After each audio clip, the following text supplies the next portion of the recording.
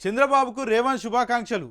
ఏపీలో ఘన విజయం సాధించి సీఎంగా ప్రమాణ స్వీకారం చేయబోతున్న టీడీపీ అధినేత చంద్రబాబు నాయుడుకు ముఖ్యమంత్రి రేవంత్ రెడ్డి అభినందనలు తెలిపారు.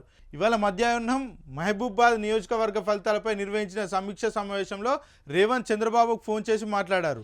రెండు రాష్ట్రాల మధ్య సత్సంబంధాలను కొనసాగించాలని, విభజన చట్టానికి సంబంధించి పెండింగ్లో ఉన్న అంశాలను సహృద్భావ వాతావరణంలో పరిష్కరించేందుకు సహకరించాలని కోరారు.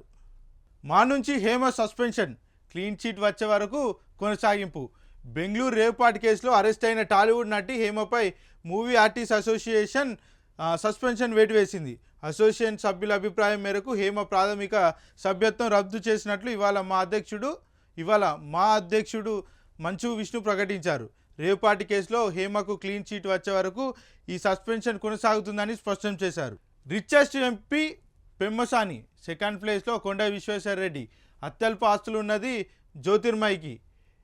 ఏడీఆర్ రిపోర్ట్లో కీలక అంశాలు. ఇటీవల జరిగిన పార్లమెంట్ ఎన్నికల్లో గెలిచిన 543 మంది అభ్యర్థుల్లో 504 మంది ఆస్తులు రూపాయలు కోటి కంటే ఎక్కువగా ఉన్నాయని అసోసియేషన్ ఆఫ్ డెమోక్రటిక్ రిఫార్మ్ పేర్కొంది. ఇందులో ఏపీలో గుంటూరు టీడీపీ ఎంపీగా గెలిచిన పెమ్మసాని చంద్రశేఖర్ దేశంలోని అత్యధిక ధనిక ఎంపీగా నిలిచారు.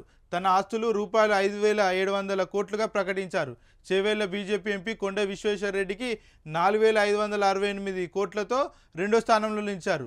కురుక్షేత్ర బీజేపీ ఎంపీ నవీన్ జిందల్ రూపాయలు 1,241 కోట్లతో థర్డ్ ప్లేస్లో ఉన్నారు.